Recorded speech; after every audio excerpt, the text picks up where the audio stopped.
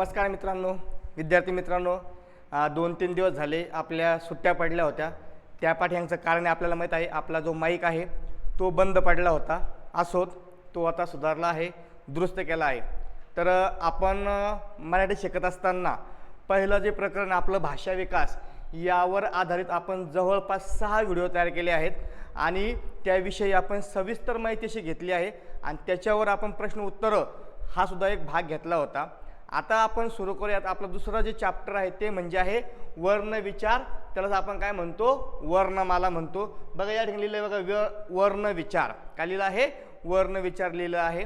मग आता आपल्याला या वर्णविचारामध्ये भरपूर काही शिकायचं आहे की वर्णमाला म्हणजे काय, वर्णमालेमध्ये वर्ण किती असतात, कोणकोणते वर्ण कोणकोणत्या भागामध्ये जातात, स्वर म्हणजे काय, व्यंजन म्हणजे काय, स्वरादी म्हणजे काय, स्पर्श व्यंजन म्हणजे काय, वर्णांची उच्चारस्थाने काय, आकार विल्हे काय, हे सगळं काही आपल्याला वर्णविचार यामध्ये शिकायचं आहे. तर मग जास्त वेळ न घालवता आपण या ठिकाणी सुरू करूयात. बघा आता वर्णविचार. आता वर्णविचार म्हणजे काय, तर या ठिकाणी आता मी बघा आपल्या तोंडावाटे निघणाऱ्या मूलध्वनींना आपण काय म्हणतो, तो वर्ण असे म्हणतो. म्हणजे आपल्या तोंडावाटे जे काही वर्ण बाहेर पडत असतात त्याला आपण काय म्हणत असतो, तर त्याला आपण या ठिकाणी काय म्हणतो, त्याला आपण वर्ण असं म्हणतो. काय म्हणतो, वर्ण असं म्हणतो. पेन चेंज करूयात एकदा, ठीक आहे. पेन आपल्या याला घेऊ आपण, ओके ठीक आहे. काय म्हणतो आपण त्याला, वर्ण असं म्हणतो. मग आपण वर्णमाला शिकण्याच्या अगोदर सुद्धा भाषा विकास यामध्ये वर्णाविषयी माहिती घेतली होती. तर ज्यामध्ये आपण बघितलं होतं वर्ण, ठीक आहे, मूलध्वनी यात काय फरक आहे. जे मौखिक रूप असतं त्याला आपण मूलध्वनी म्हणतो आणि जे लिखित रूप असतं त्याला आपण काय म्हणतो, वर्ण असं म्हणतो. आणि तेच वर्ण या ठिकाणी बघा आपल्या तोंडावाटे निघणाऱ्या मूलध्वनींना आपण वर्ण असे म्हणतो. आता वर्ण म्हणजे काय हे आपण अगोदर बघितलं होतं. वर्ण म्हणजेच काय आहे, तो वर्ण म्हणजेच रंग होय. काय होय, रंग होय. मग रंग म्हणजेच काय बघा, मानवी मुखातून बाहेर पडलेले मूलध्वनी हवेत विरून जाऊ नये म्हणून ते विशेष रंगाने लिहून ठेवले जातात, त्यांनाच आपण वर्ण असे म्हणतो. मग आता हे जे वर्ण आपल्या पिढ्यानपिढ्या आपण जेव्हा काही हे वर्णरचना अस्तित्वात आली असेल तेव्हापासून जेव्हा वर्ण तयार झाले ते वर्ण जर लिहून ठेवले नसते तर पुढच्या पिढीला हस्तांतरित करणं थोडं अवघड झालं असतं आपल्याला. मग आपण काय केलं, ते लिहून ठेवले. आणि कशा सहाय्याने लिहून ठेवले, तर रंगांच्या सहाय्याने लिहून ठेवले. म्हणून काय म्हणलं बघा, मानवी मुखातून बाहेर पडलेले मूलध्वनी हवेत विरू नयेत. म्हणजे हवेमध्ये हे काय होऊ नयेत, लुप्त होऊन जाऊ नयेत, गुप्त होऊन जाऊ नयेत, लुप्त होऊन जाऊ नयेत, तर विरून जाऊ नये म्हणून ते विशेष रंगाने लिहून ठेवले, त्यांनाच आपण काय म्हणतो, वर्ण असे म्हणतो. असं या ठिकाणी आपलं थोडक्यात समजतं. वर्ण म्हणजे काय, रंग, आणि रंगाने लिहून ठेवले तीच आपली वर्णमाला आहे. ठीक आहे. वर्णांच्या काय व्याख्या दिल्या बघा या ठिकाणी. व्याख्या बघा काय, आता मोरकेशव दामले यांची व्याख्या आहे. कोणाची व्याख्या आहे, मोरकेशव दामले यांची या ठिकाणी व्याख्या आहे. तर बघा काय सांगते आता मोरकेशव दामले जे आहेत, तर मुखावाटे उच्चारल्या जाणाऱ्या मूलध्वनींना वर्ण असे म्हणतात. म्हणजे मुखावाटे ते उच्चारले जातात त्यांना काय म्हणतात, वर्ण असे म्हणतात. ही आहे मोरकेशव दामले यांची व्याख्या. त्यानंतर बघा दादोबा पांडुरंग तरखडकर यांनी एक व्याख्या तयार केली आहे. ते काय म्हणतात, अ पासून ल पर्यंतच्या मुळाक्षरांना वर्ण असे म्हणतात. काय म्हणतात, अ पासून तर ल पर्यंत. म्हणजे अ पासून सुरुवात होते तर ल पशी, म्हणजे जो ल विशेष संयुक्त व्यंजनांच्या आधी ल येतो त्यापर्यंत काय म्हणतात, तर त्यापर्यंत मुळाक्षरांना वर्ण असे म्हणतात. कारण विशेष संयुक्त व्यंजने हे याच वर्णमालेतील वर्णांपासून तयार झालेले आहेत. म्हणून बऱ्याच ठिकाणी फक्त 50 वर्ण आणि 2 विशेष संयुक्त व्यंजन असे एकूण 52 वर्ण आपल्याला दाखवले आहेत. पण वर्ण किती आहेत मूळ, तर 52 वर्ण दाखवतात बघा आपल्याला बऱ्याच ठिकाणी. तर मुळाक्षर वर्ण असे म्हणतात. महादेव पांडुरंग सबनीस काय म्हणतात बघा, भाषेतील शब्दात असलेले मूलध्वनी म्हणजे वर्ण होय. म्हणजे भाषेतील शब्दात असलेले जे मूलध्वनी आहे, म्हणजे भाषेच्या शब्दात बघा, म्हणजे आता आपले शब्द कसा होतो, तर आपल्या माहिती ठराविक क्रमाने आलेल्या अर्थपूर्ण अक्षरांचा समूह काय म्हणतो आपण, शब्द म्हणतो. आणि मग हे अक्षर काय, अक्षर म्हणजेच काय आपले ते वर्ण आहे. त्या वर्णांमध्ये आपण स्वर मिक्स केला ते अक्षर बनतं. म्हणजे आपण सगळं काही शिकलो बघा पहिले. तर भाषेतील शब्दात असलेल्या मूलध्वनींना मूलध्वनी म्हणजेच काय आहे, वर्ण होय. त्यानंतर बघा कृष्णशास्त्री चिपळूणकर काय आहेत, तर कंठ, टाळू इत्यादी अवयवांपासून जे मूलध्वनी उच्चारले जातात त्यांना काय म्हणतात, वर्ण असे म्हणतात. म्हणजे कंठ आणि टाळू इत्यादी अवयवापासून जे मूलध्वनी उच्चारले जातात. आता आपण कुठून उच्चारतो, कंठातून, टाळूतून आपण वर्ण उच्चारत असतो. जर मी असं उभं राहिलो तर मी काही वर्ण उच्चारणारच नाही, पण वर्ण उच्चारतोय. कुठून उच्चारतोय, कंठ आसन, टाळू आसन इथूनच उच्चारतो आहे. तर इत्यादी अवयवापासून जे वर्ण, जे मूलध्वनी उच्चारले जातात त्यांना काय म्हणतात, वर्ण असे म्हणतात. असं या ठिकाणी आपल्याला दिलेलं आहे. मग आता हे झालं या ठिकाणी वर्ण विचार म्हणजेच वर्णमाले संदर्भातलं. ठीक आहे. आता बघा पुढं बघूयात. पुढं काय आहे, वर्णमाला. काय आहे, वर्णमाला. आता वर्णमाला म्हणजे काय, तर बघा अ पासून ल पर्यंतच्या वर्णांना वर्णमाला असे म्हणतात. म्हणजे अ पासून सुरुवात होते आणि ल पर्यंत काय होतं, शेवट होतो. या वर्णांना काय म्हणतात, वर्णमाला असे म्हणतात. आणि त्या दोन विशेष संयुक्त व्यंजने दाखवले जातात. पण विशेष संयुक्त व्यंजने हे आपल्याला मूळ स्वरांचे एकत्रीकरण करून ते विशेष संयुक्त व्यंजन तयार होतात. परंतु वर्णमाला किती वर्णांची, तर 52 वर्णांची आहेत. परंतु ल पर्यंत जे वर्ण आहे स्वतंत्र दाखवलेले वर्ण त्या ठिकाणी आहेत. मग आता बघा या ठिकाणी काय सांगते खाली आपल्याला, देवनागरी लिपीतील मराठी भाषेच्या लेखन चिन्हांच्या तक्त्याला वर्णमाला, अक्षरमाला असे म्हटल्या जाते. आता बघा देवनागरी लिपीतील मराठी भाषेच्या लेखन चिन्हांच्या तक्त्याला वर्णमाला, अक्षरमाला असे म्हटले जाते. आता वर्णमाला वेगळं आणि अक्षरमाला वेगळं आहे. शासन निर्णय 2009 जो निघाला होता 9 नोव्हेंबर 11 नोव्हेंबर 2009 साली, तर त्या वर्णमालेमध्ये काय सांगितलं आहे, तर वर्णमाला वेगळे दाखवलेली आहे आणि अक्षरमाला वेगळे दाखवलेली आहे. आता वर्णमाला आणि अक्षरमालात फरक काय असतो, तर वर्णमालेमधले जे व्यंजन आहेत हे तुम्हाला हलंत स्वरूपात दाखवलेले असतात आणि अक्षरमालेमध्ये तुम्हाला जे व्यंजन असतात ते हलंत स्वरूपात दाखवलेले नसतात.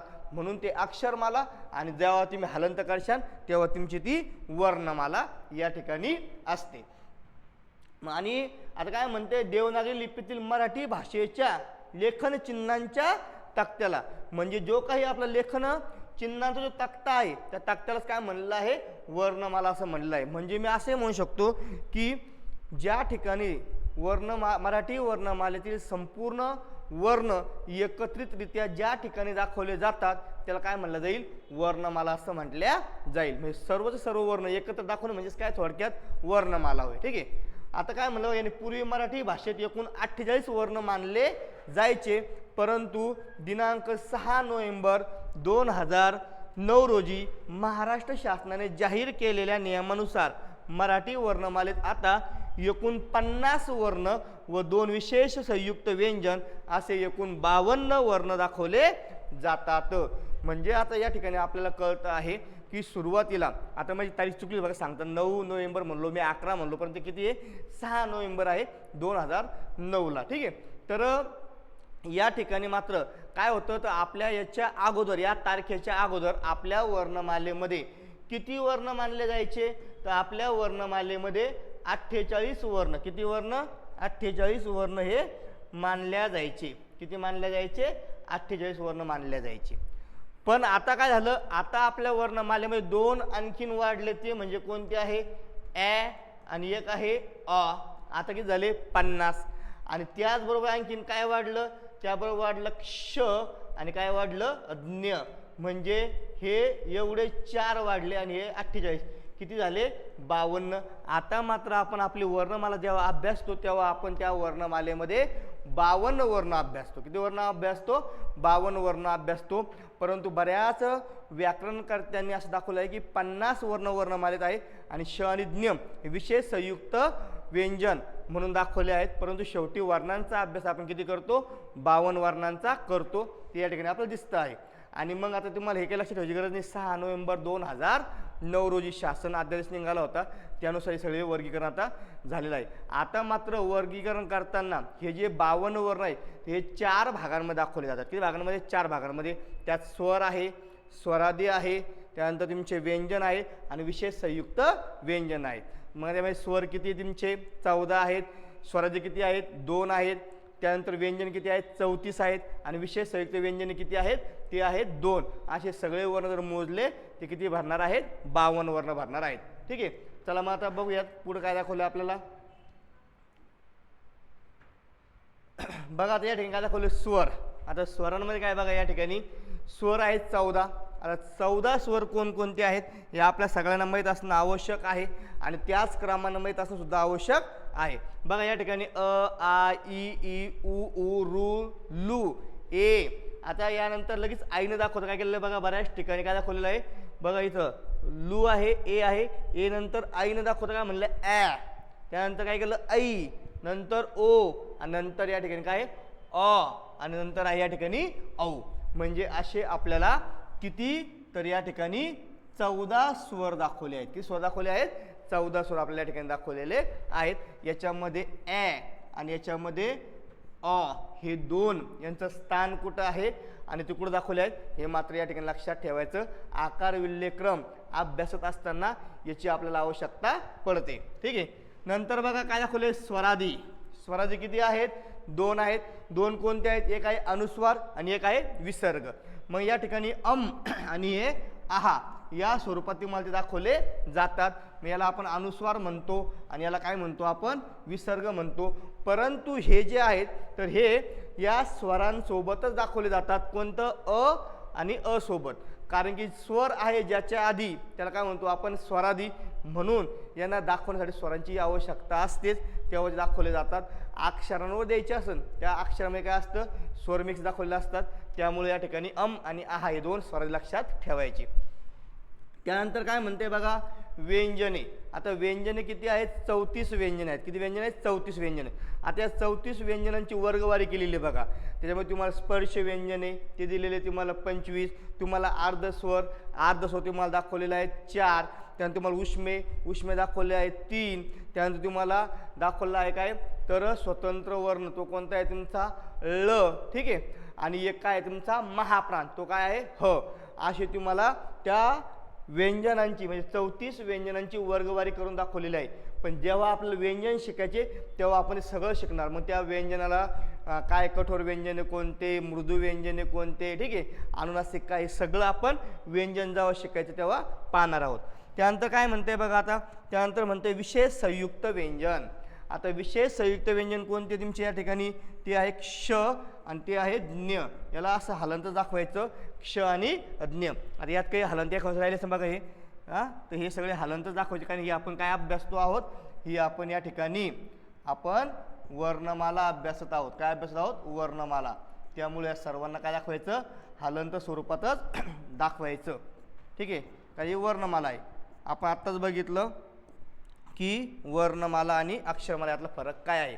तो वर्णमाला म्हणजे त्या ठिकाणी तुम्हाला जे व्यंजन आहेत ते तुम्हाला काही दिसतील हलंत स्वरूपात दिसतील.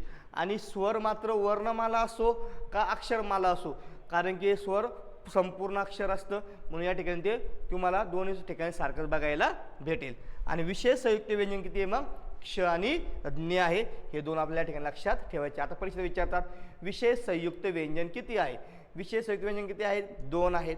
ठीक आहे, तर ते आपल्याला माहीत पाहिजे. तुम्हाला विचारलं की आपल्या आधुनिक वर्णमालेमध्ये एकूण स्वर किती आहेत. किती आहेत 14 आहेत. स्वरादी किती आहेत 2 आहेत. कोणते आहेत आणि आहा आहेत. त्यानंतर आपले व्यंजने किती आहेत ते व्यंजने 34 आहेत.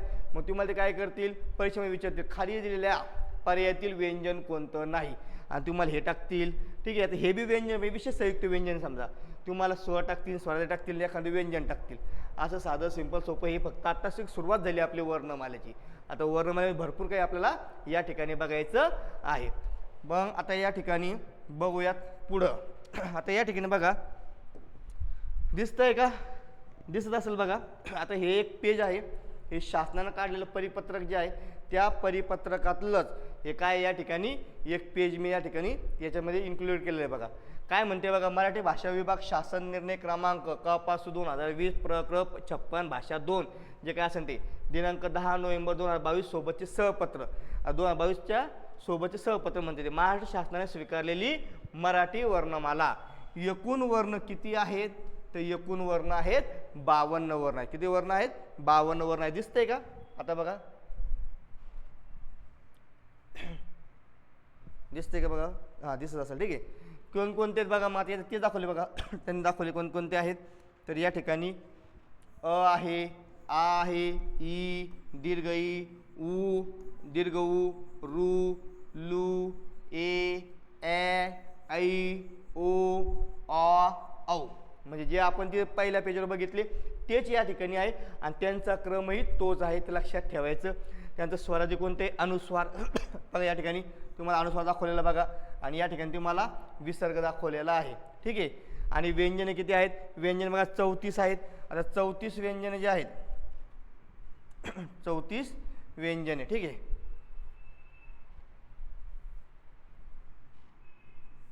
34 व्यंजने बघा, 34 व्यंजने जे आहेत ना, तर ते या ठिकाणी आपल्याला दिसतील बघा. आता 34 व्यंजने कुठपर्यंत आहे? ल पर्यंत आहे बघा, ल पर्यंत, ठीक आहे. कुठपर्यंत आहे? ल पर्यंत.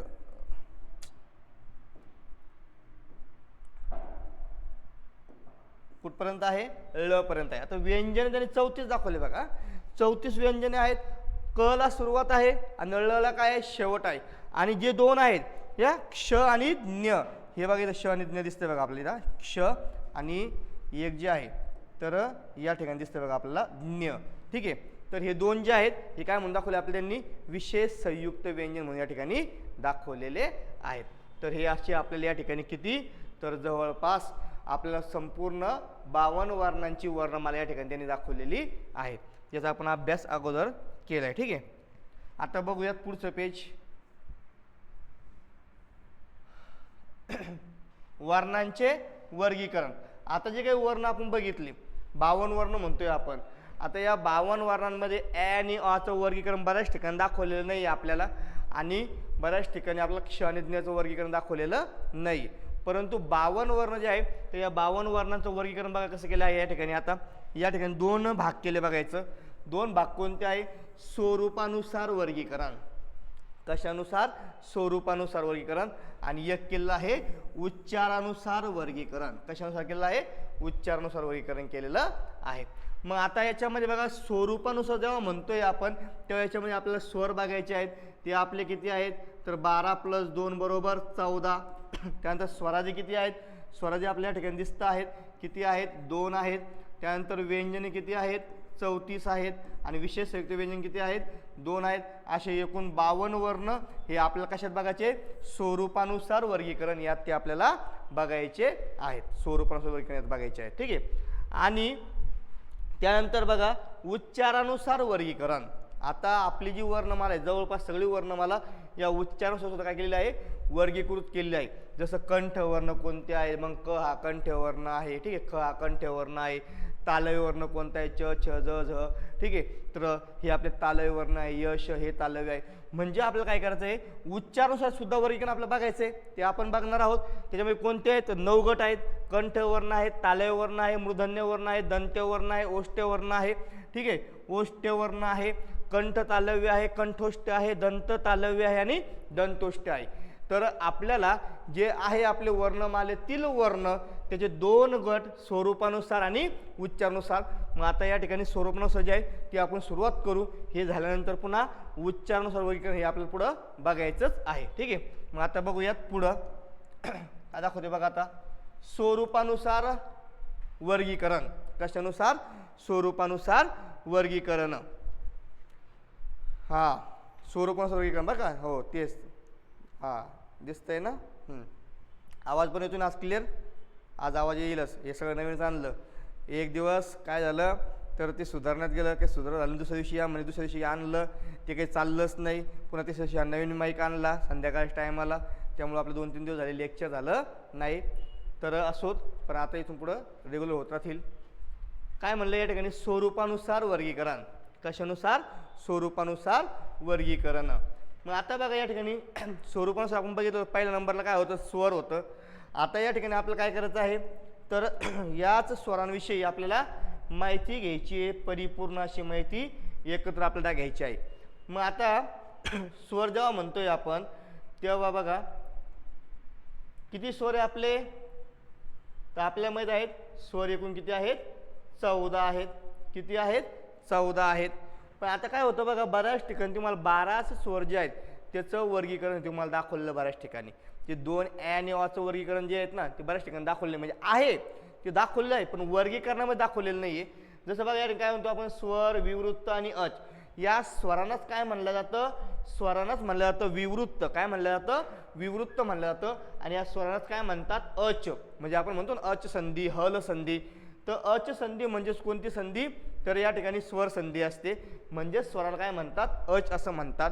आणि या ठिकाणी बघा विवृत्त, याच स्वरांना काय म्हणलं जातं, विवृत्त म्हणलं जातं. म्हणजे कशामुळं काय आपण पुढे बघणार आहोत. बघा काय म्हणलं रे, ज्या वर्णांचा उच्चार कंठातील कोणत्याही अवयवांचे सहाय्य न घेता, त्या वर्णांना सहाय्य न घेता केल्या जाते. ज्या वर्णांचा उच्चार कंठातील कोणत्याही अवयवांचे सहाय्य न घेता होते, त्या वर्णांना काय म्हणतात, स्वर असे म्हणतात.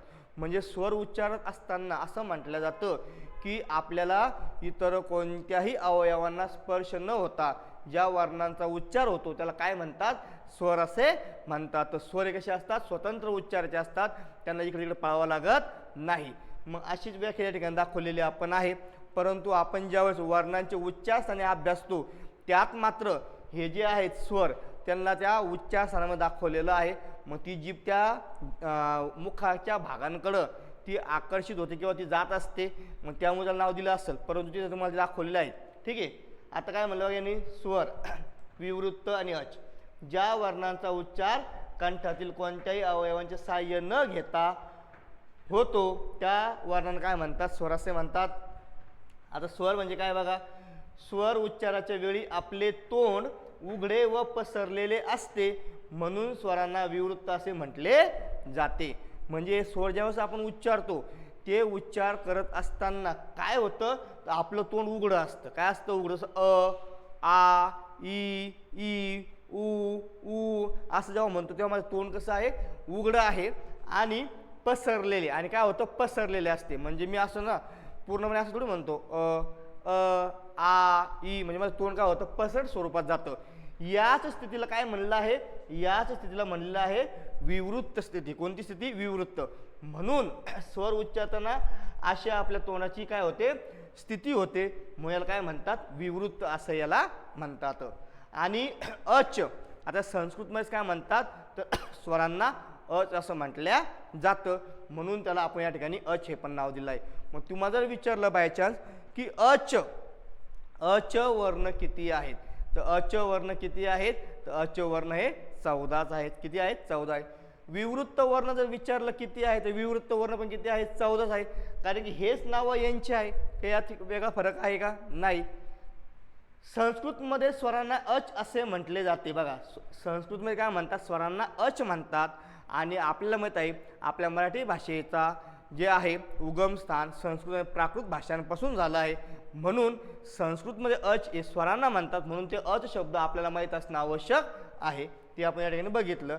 आता मराठी भाषेत काय म्हणते बघा, ते अ, आ, ई, ई, उ, ऊ, रू, लू, ए, ऐ, ओ, औ हे जे आहेत एकूण काय आहेत, 14 स्वर आहेत. किती स्वर आहेत, 14 स्वर आहेत. हे आपण 14 इथे बघतोय. याच्या आधी बघितलं आपण की आपल्या वर्णात किती स्वर आहेत, 14 स्वर आहे या ठिकाणी दाखवलेले आहेत. आता हे आपण काय बघतोय, स्वरूपानुसार वर्गीकरण. त्या सगळ्यात पहिले काय बघतोय आपण, स्वर याविषयी माहिती घेत आहोत. ठीक आहे. मग आता बघा या ठिकाणी स्वरांविषयी बघितलं, 14 स्वर आहे. पण आता हे जे स्वर आहे हे स्वरांचे बघा काय आहे, स्वरांचे वर्गीकरण 3 प्रकार केले जाते. काय म्हणते ते, स्वरांचे वर्गीकरण 3 प्रकार. म्हणजे स्वरांचं वर्गीकरण काय केलं जातं, 3 प्रकारामध्ये वर्गीकरण केलं जातं.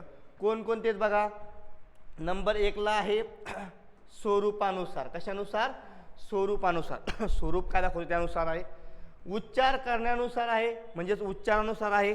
आणि विपत्तीनुसार म्हणजेच त्यांची उत्पत्ती कशी झाली आहे यानुसार असे स्वरांचे 3 गटामध्ये काय केलं जातं, वर्गीकरण केलं जातं. मग आता या 3 गटात वर्गीकरण केलं जातं. त्यातलं बघू आता आपण सर्वात प्रथम कोणतं आहे, स्वरूपानुसार. हे आता या ठिकाणी बघूयात. बघा मग आता स्वरूपानुसार काय काय आता बघा, स्वरूपानुसार मध्ये तुम्हाला काय येतं, ऱ्हस्व स्वर. त्यानंतर तुम्हाला येतं बघा या ठिकाणी दीर्घ स्वर, संयुक्त स्वर आणि आदत्त स्वर. हे तुमचे कशावरून पडणारे प्रकार आहेत, तर स्वरूपानुसार पडणारे प्रकार आहेत. जर बायचान्स परीक्षेमध्ये प्रश्न विचारला की वर्णमालेतील स्वरांचे स्वरूपानुसार वर्गीकरण, किती भागात दाखवलं जाते? 1 2 3 आणि 4 या 4 याच्यामध्ये दाखवलं जातं. मग आता ऱ्हस्व स्वर म्हणजे काय ते आता आपण या ठिकाणी बघूया. ऱ्हस्व स्वर म्हणजे काय असतं? तर ऱ्हस्व स्वर म्हणजे ज्या वर्णांचा उच्चार कसा होतो?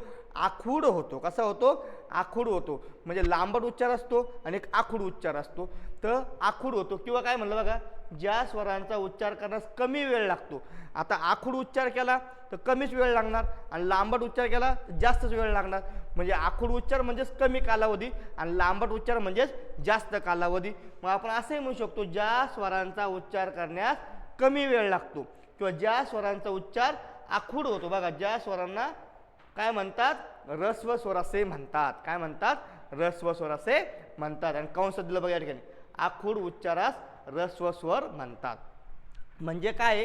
तर आपण जर पुस्तक जेव्हा साठवतो वेगवेगळ्या लेखकांचे, तर तुम्हाला त्या ठिकाणी बघायला भेटेल. बघा, काहीने तुम्हाला आखूड उच्चार सांगितलेला आहे, काहीने तुम्हाला कमी कालावधी सांगितलेला आहे, काहीने तुम्हाला एक मात्रा उच्चार असणाऱ्या स्वरांना काय म्हणतात? ऱ्हस्व स्वर म्हणतात, हेही दाखवलेलं आहे.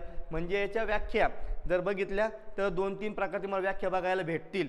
मग ते सगळंच आपल्याला काय असतं? माहीत असणं आवश्यक आहे. तर मग या ठिकाणी बघा, ज्या स्वरांचा उच्चार करण्यास कमी वेळ लागतो. कोणता वेळ लागतो? कमी वेळ लागतो. त्या स्वरांना ऱ्हस्व स्वर असे म्हणतात. आखूड उच्चारास काय म्हणतात? ऱ्हस्व स्वर म्हणतात. म्हणजे आखूड उच्चार आणि कमी कालावधी लक्षात ठेवायचं. ऱ्हस्व स्वरांची मात्रा 1 मानल्या जाते. आता परीक्षेमध्ये साधं सिंपल सोपं तुम्हाला काय म्हणतात माहिती का, की ऱ्हस्व स्वरांची मात्रा किती असते? 1 असते, 2 असते, 3 असते, यापैकी नाही. उत्तर काय करायचं? 1 असते असं तुम्हाला सांगायचं असतं. ठीक आहे. त्यानंतर बघा, त्यास लघु मात्रा असेही म्हणतात. आता जे एक मात्रा अक्षर असतं का त्याला काय म्हणतात? लघु मात्रा असे म्हणतात. हे लघु मात्रा, गुरु मात्रा हे आपल्याला पुढं तर याचा वृत्त शिकताना आपल्याला फायदा होतो. म्हणजेच काय असतं, जर समजा मी या ठिकाणी काय करतो आहे? म लिहितो आहे, तर या म मध्ये माझा ऱ्हस्व स्वर आहे. कोणता स्वर आहे? ऱ्हस्व स्वर आहे. आणि ऱ्हस्व स्वर आहे, ऱ्हस्व स्वर आहे, त्यामुळं मी काय म्हणतो? याची मात्रा किती आहे? याची मात्रा आहे 1 मात्रा. आणि 1 मात्रा म्हणजेच काय असतं? लघु अक्षर. कोणतं अक्षर असतं? लघु अक्षर या ठिकाणी ते असतं. आता वृत्त ज्यावेळेस आपण शिकू त्यावेळेस ते लघु आणि गुरु ते काय आहे ते आपण सगळं पाहणार आहोत. पण या ठिकाणी लक्षात ठेवायचं, 1 मात्रा म्हणजे लघु अक्षर एवढं लक्षात ठेवायचं, किंवा लघु मात्रा एवढं लक्षात ठेवायचं. ठीक आहे. आणि त्याची मात्रा 1 असते हे लक्षात ठेवायचं. ऱ्हस्व स्वर किती आहेत? तर ऱ्हस्व स्वर 5 आहेत. किती आहेत? 5 आहेत. 5. मग कोणकोणते आहेत बघा? ते ऱ्हस्व स्वर 5 आहेत. तर कोणते आहेत? अ आहे, ई आहे, उ आहे, रू आहे आणि लू आहे. मग आता हा जो अ आहे, हा अ या आच्या तुलनेमध्ये कमी प्रमाणामध्ये उच्चारला जाईल. म्हणजे याला उच्चारास कमी वेळ लागेल किंवा आखूड उच्चार असं मस्त म्हणतोय बघा, अ आ. म्हणजे आ पेक्षा अ ला काहीतरी मायक्रो सेकंद का व्हायना, तर अ ला उच्चारायला कमी कालावधी लागेल आ पेक्षा आणि आला जास्त कालावधी लागेल. तसं बघा या ठिकाणी ई आहे आणि जर मी या ठिकाणी दीर्घ ई घेतलं तर मी काय म्हणतो बघा, ई आणि ई. तर या दीर्घ काय करतो? मी थोडं लांबट उच्चारतो. म्हणून हे आखूड उच्चार राहतं, हे लांबट उच्चार राहतं. आखूड उच्चार म्हणजे कोणते स्वर? ऱ्हस्व स्वर. हे किती मग आपले? 5 आहेत. अ आहे, ई आहे, उ आहे, रू आहे आणि लू आहे. हे 5 आहेत. आणि आता बऱ्याच ठिकाणी तुम्ही बघितलं तर या ठिकाणी ॲ हे घेण्यास हरकत नाही. कारण की जर अ, ई आणि काय उ जर इकडे दाखवतो आणि त्यापासून म्हणलं दीर्घ ई, दीर्घ उ दाखवतो कशामध्ये? दीर्घमध्ये.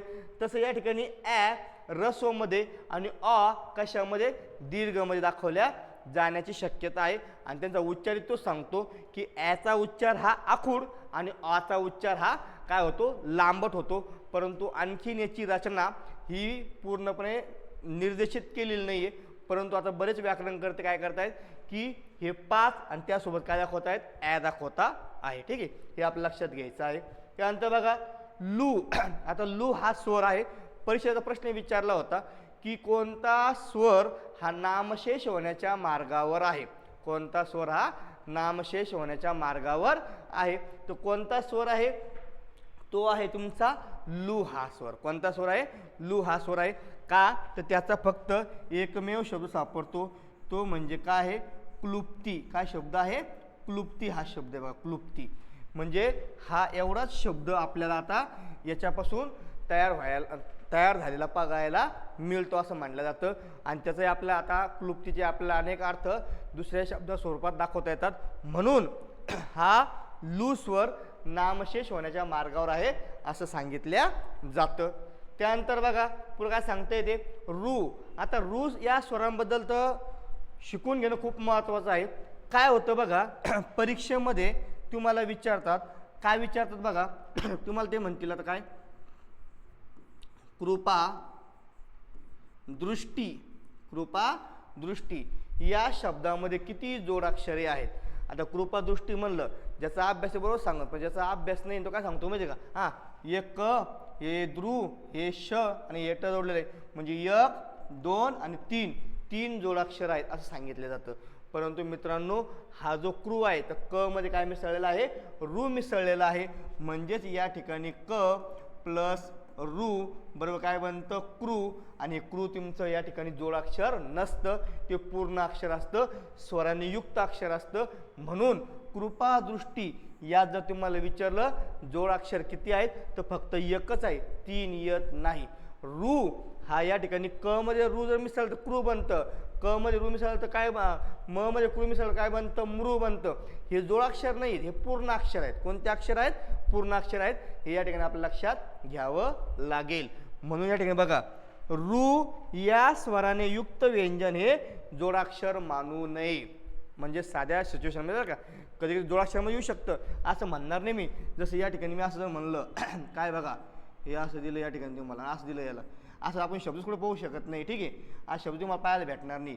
पण जर मी असं केलं तर, असं जर केलं मग मात्र या ठिकाणी हे जोडाक्षरामध्ये आहे, परंतु हे श मुळे काय आलं, क सोबत जोडल्यामुळे जोडाक्षर झालं, या रू मुळे जोडाक्षर झालेलं नाही. हे मात्र या ठिकाणी आपल्या लक्षात घ्यावं लागेल. ठीक आहे, असोत हे झाले या ठिकाणी आपले ऱ्हस्व स्वर.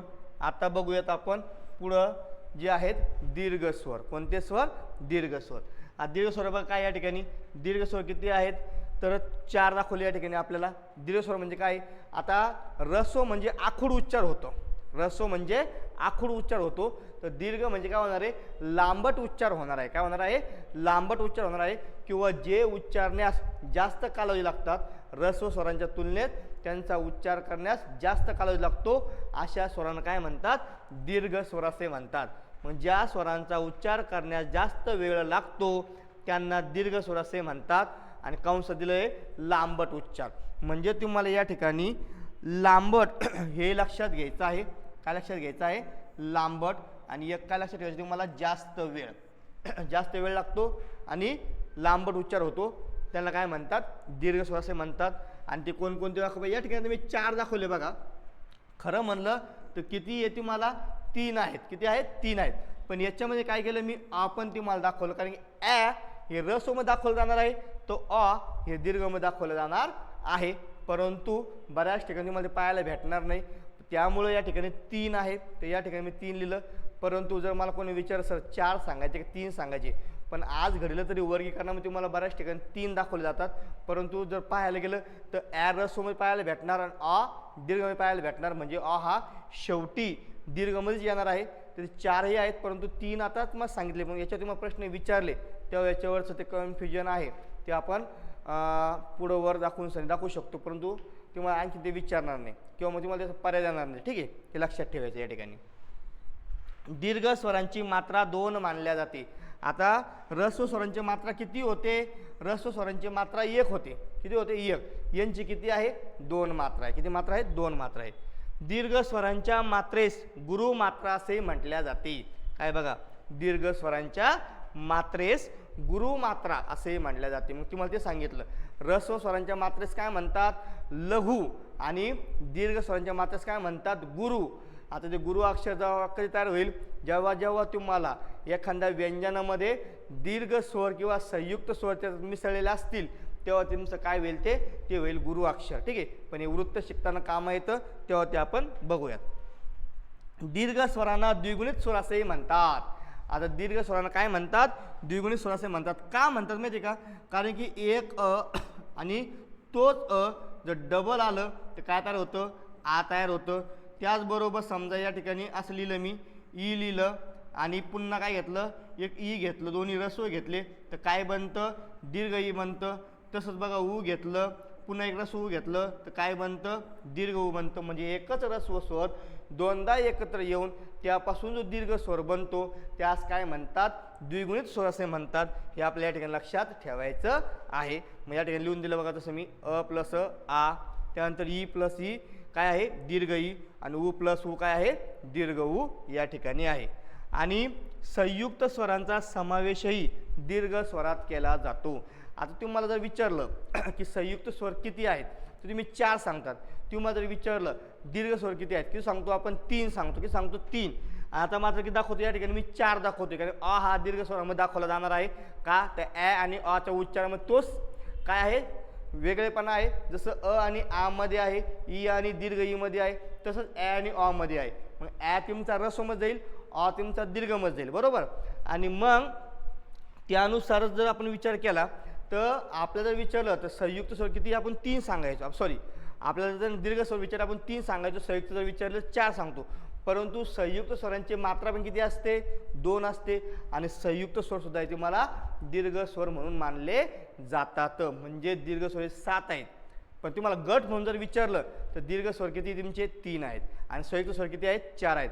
पण एकंदरीत संयुक्त दीर्घ स्वर एकूण किती आहेत तुमचे तर 7 आहेत. ते असं आपल्याला दाखवलं असतं आणि त्यात जर हा ॲड झाला ते होईल तुमचे 8. हे आपल्या या ठिकाणी लक्षात घ्यायचं आहे. ठीक आहे. तर या ठिकाणी आपण रस्व स्वर बघितले, दीर्घ स्वर बघितले. ठीक आहे. आता जे राहिलेत आपले संयुक्त स्वर आणि आदत्त स्वर हे आपण पुढच्या लेक्चरला बघणार आहोत. त्याचं पाठिंबाचं कारण असं आहे की तुम्हाला सांगितलेलं आहे अगोदरच की आपला स्टुडिओ हा नवीन आहे, आपलं सेटअप सगळं नवीन आहे. त्याच्यामध्ये काय होते 40 मिनिटाचा वर व्हिडिओ झाला की ते अपलोड केला जात नाही. तर त्याला ते सेटिंग करून घ्यायची आहे. आता आपला व्हिडिओ जवळपास 38 मिनिटाचा बनतो आहे तर मग ते 40 मिनिटाचा वर गेला की ते अपलोड करायला थोडंसं त्रास होतो आहे. तर ते सेटिंग झाली एकदा की मग ती 1-1 घंट्याचे आपण व्हिडिओमध्ये अपलोड करू शकतो. तर या ठिकाणी थांबूयात आणि उद्या याचा दुसरा भाग आपण कंटिन्यू करूयात. धन्यवाद.